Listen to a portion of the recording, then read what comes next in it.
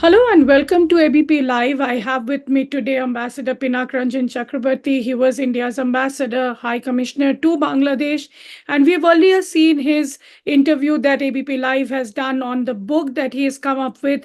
That's called Transformation, Emergence of Bangladesh and Evolution of India-Bangladesh Ties. So basically, Ambassador Chakravarty is like the last word that you would hear on India-Bangladesh ties, has seen it all. He's understood the dynamics of it. And we are going to understand from him what is the future that lies on India-Bangladesh ties now that we've seen a complete transformation of that country, which several people are saying is a second liberation. So we'll understand where the dynamics really lie. Welcome to ABP Live, sir, and thank you so much for your time.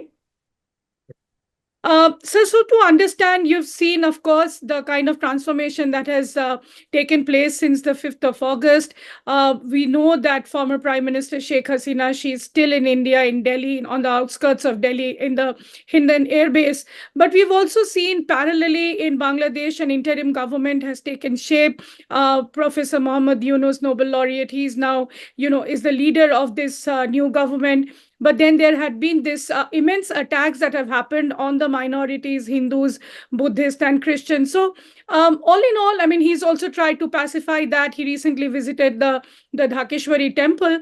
But how do you see finally all these things shaping up, sir? Do you see this interim government really calling on for elections, and the fact that India has also started in its own small way a little outreach with the new government to ascertain that there is security and safety for Indian projects and Indian people living there? Well, there was a power vacuum for at least 4 days when the mobs took over the streets and the government fell. Prime Minister Hasina was given an ultimatum kind of thing to leave, and she came over to India. Now, then this interim government has taken place. Professor Yunus is a well-known personality, but his politics is also well-known. He's anti-Hasina and has been for quite some time. There's a huge background to that. And the interim government is comprised of various kinds of people. Difficult to label them, but some of them can be labeled. But it's a kind of a mosaic of people. And obviously, because it's not a one-party government, so there will be different pulls and pressures within the government. But I must say that that it is also that student leaders, at least two of them, are also represented in this interim government. I also understand that student advisors have been appointed in all ministries. So there is a momentum growing that which makes me believe that the student leaders and that organization which spearheaded the protest may well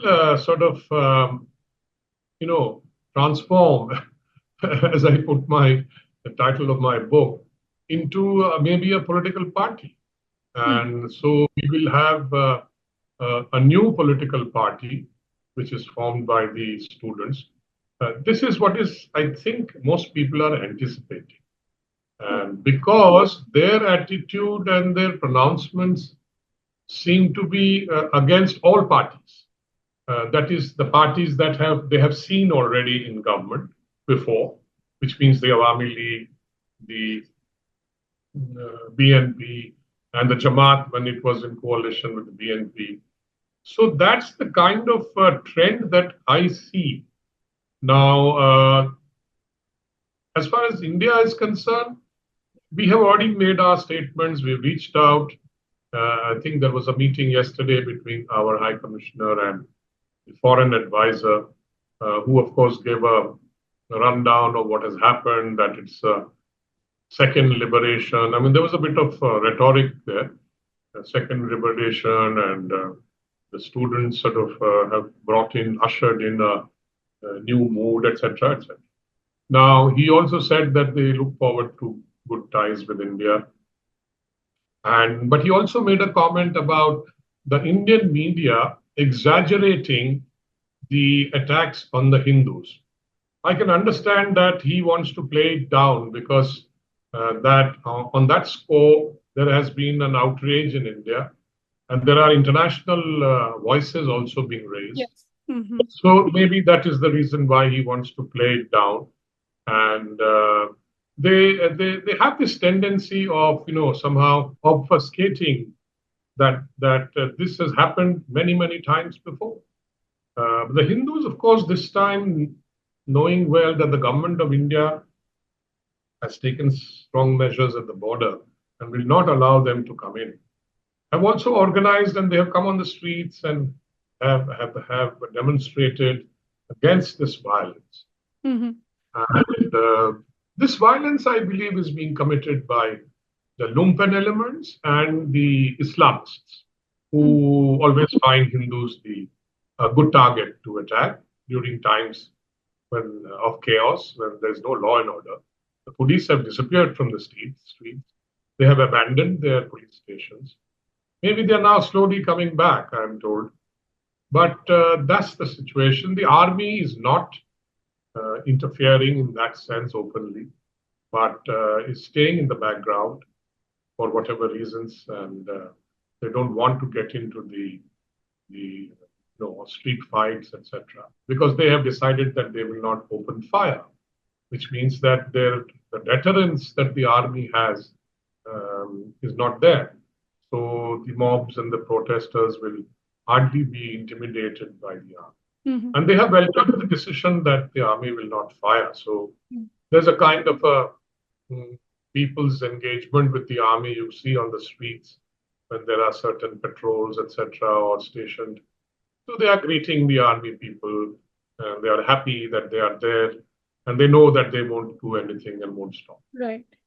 So I'll come to the army's role in this, and also this looks a little different from what had happened, what the history tells us. But coming to the minorities part again, sir, I know the various kind of statements that coming from Bangladesh, and they're really trying to play it down. But also the fact that this has always happened whenever there has been any kind of crisis in Bangladesh, any kind of government change, the attack on minorities, especially on Hindus, have taken place vis-a-vis an anti-India kind of a discourse. Why do you think that always happens in Bangladesh, considering the fact that India was also a part in their independence, the fact that they got this country with the help of the Indian army and the Indian government at that time?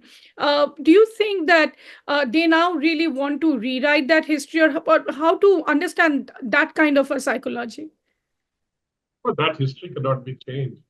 But as we say, that kind of history and memories sometimes have a short shelf life. And there's a new generation which has no memories of that war. Right. For them, it's history. And so they read it as if, like we read our history, or everybody reads history. So their sentiments, emotions are different today. They're not the same generation. There are several generations removed.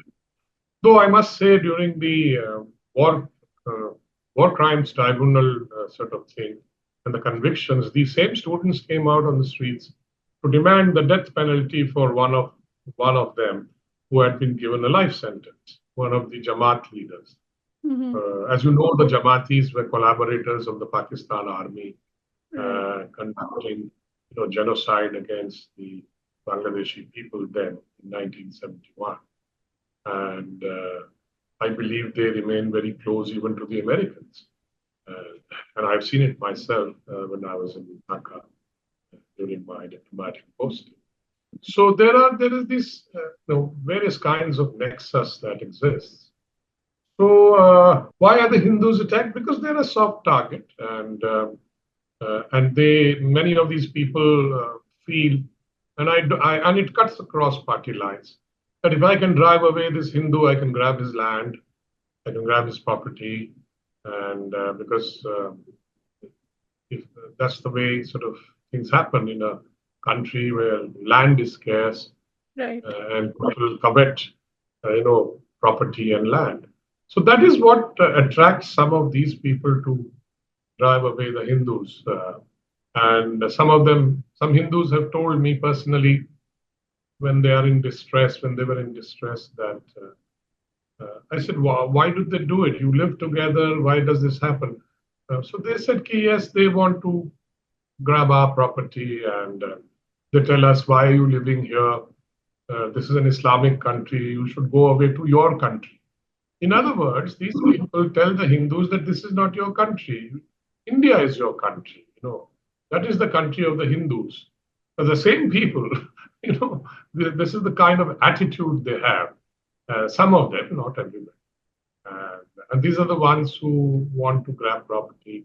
Plus, the Islamists and all see Hindus as kafirs and non-Islamic and fit to be attacked, so that they can vent their feelings, their religious feelings, etc., on the Hindus. But sir, do you think that, because of the fact that we have also formulated policies like the CA and RC, this is why the kind of all this kind of discourse has really added, it has added impetus to that? Yes, maybe, but because many in Bangladesh saw CA, they were fearful that the CA could lead to a sort of a reverse influx of illegal Bangladeshis back to Bangladesh, because they wouldn't get citizenship, they wouldn't get rights, the NRC would identify them. But that has been stalled now, but some action will be taken on the CEA. Those who qualify will get citizenship. And it was meant to help these, basically the communities that have been persecuted in these countries, and they are in India and technically stateless in the sense. So to assimilate them. But then, of course, the politics behind it, and it was declared that discriminatory and all that. And the Bangladeshis also felt that, because they are worried about their illegal nationals in India, because the CEA will exclude them, most probably. And then what happens? I mean, they're a bit worried about that scope. Okay.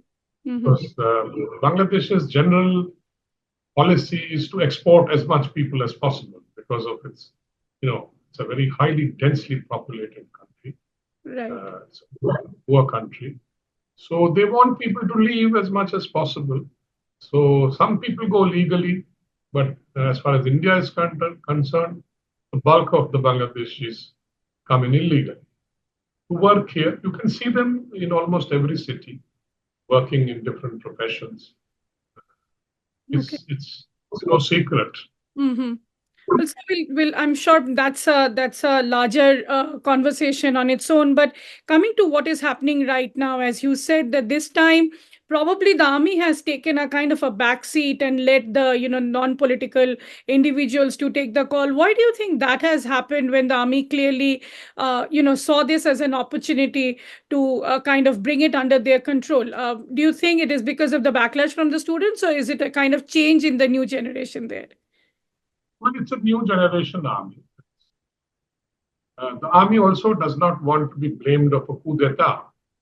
Right. Because a coup d'etat by the army will invite international condemnation and even sanctions. Under American laws, apparently, once coup d'etat takes place, then some automatic sanctions are imposed. That they didn't want. And so they stayed in the background, generally doing things like helping Hasina to, or in fact, telling her that, it's time that you leave, otherwise, we'll not be able to protect you any further. And you saw what happened, how the mobs entered. The mobs were already sort of converging on Dhaka. So they didn't want to fire on those people. So the mobs demolished her house, not demolished, but looted her house, etc. All over TV, everybody saw that. And they also burned various public buildings. And then they have now the students, leaders, and the mob has forced the 7 Supreme Court judges to resign because they felt that these were all Awami League supporters. And now new Supreme Court judge has been appointed, a judge who's been elevated from the High Court. Then several other, institutions have lost their heads, because of the students demanding that they all leave Mhm. because they are all Awami League supporters or appointed by the Awami League. So that is the situation. So, and the students have basically also, I think, they are calling the shots in many ways. Right. And this government will have to naturally heed them because they have come to power on the back of the students' movement. Mhm. So then also, if I may ask you, on the fact that, there is this concern within India that while we can easily deal with the BNP and we have done it before, the problem may be coming in from that of Jamaat if there is an alliance in the future between the BNP and Jamaat. However, we still have Sheikh Hasina, taking refuge in India. Do you think that's going to continue? There are now calls for an international court of justice where she probably will be tried. We see every single day her son coming to some TV channel and talking about the fact that my mother will go back. Awami League is not dead, and he's clearly trying to, portray himself as the leader of the party now. How do you see that part of the dynamics? Also, of course, the concern with Jamaat. Well, the Jamaat was banned as a political party some time back because of a court decision that its charter did not acknowledge the Bangladesh constitution. I believe they've changed the charter, but after that they have not re-registered as a political party. And the Jamaat-e-Islami, in fact, then I think was banned also. So they are kind of in a corner, and that is why you saw the kind of vengeance they have unleashed on various people in Bangladesh, because their cadres are very, very indoctrinated and brainwashed. They are, when they are called, they all come onto the streets. They are in a way trained for certain kind of violence. So that's the kind of thing you saw. The BNP cadres also came, but less, I think. It was mainly the Jamaate and other Islamists like the Hafazat cadres. These are all madrasa students, and you can recognize them very easily when they are out on the streets. And so these are the people who actually spearheaded much of the violence, because the genuine students were not really interested in violence. They had the quota protests, etc. But they have received encouragement from certain quarters because there were many people, including foreign powers, who wanted to see the back of Hasina for various reasons, that she was undemocratic and there were human rights violations during her government, that kind of stuff. So I think so it all combined into this kind of a movement, which basically morphed from a students' movement into a political movement to sort of oust Hasina. Mm-hmm. The Awami League, by the way, you had mentioned with the Awami.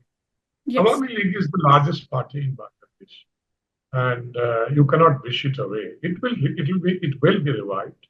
It will get back into action slowly when things settle down.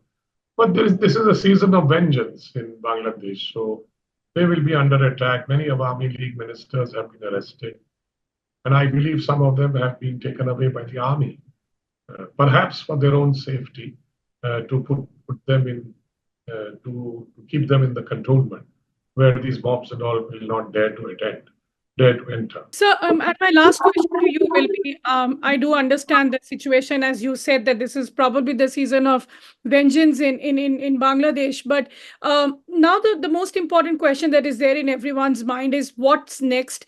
Do you think there will be elections that this interim government will be calling in? Because as you said at the beginning of this interaction, that Professor Yunus, yes, is a man of caliber, but he himself also in an interview to ABP Live clearly said that politics is not something what he wants to do, although at one point of time he did float his own political party. But let's say, do you see first, as an expert on Bangladesh, that elections will take place, and if they do you think the Awami League will also be participating in this, and there will be a new Bangladesh that we will be seeing?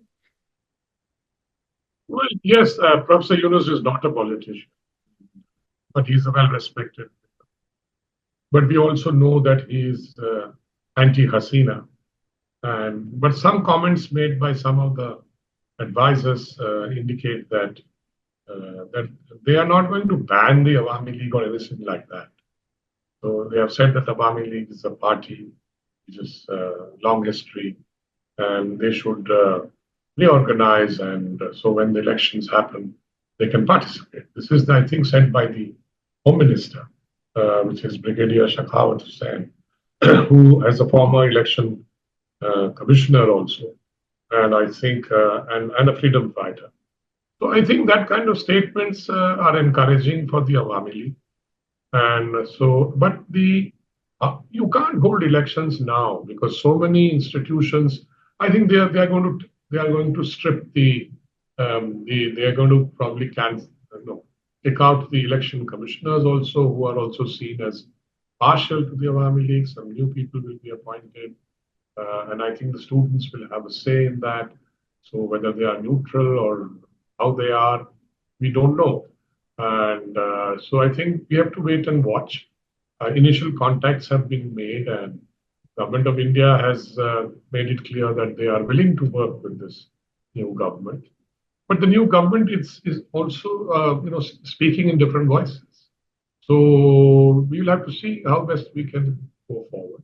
Some of them are saying things like, India should change its policy towards Bangladesh. This is a problem we have with all our neighbors. You engage too deeply, then they will say you are interfering. Professor Yunus has himself said he is unhappy because India said it's Bangladesh's internal matter. I don't know what he expected India to say, because if we interfere and say, no, we are coming, it's not your internal matter, then they would turn around and say, who are you to interfere in our affairs? This is a kind of a situation and a no-win situation for India sometimes in our neighborhood. Mm-hmm. Well, thank you so much, sir. That is very, very useful to understand, at least as of now, when things look hugely unstable there, and the interim government has to really do a lot to make it the Bangladesh that we knew for all these years. So that was High Commissioner Pinak Chakravarty, High Commissioner to Dhaka, telling us what is there in Bangladesh happening right now, what will be India's stance, and what we can see in the future. Thank you for watching this interaction on ABP Live.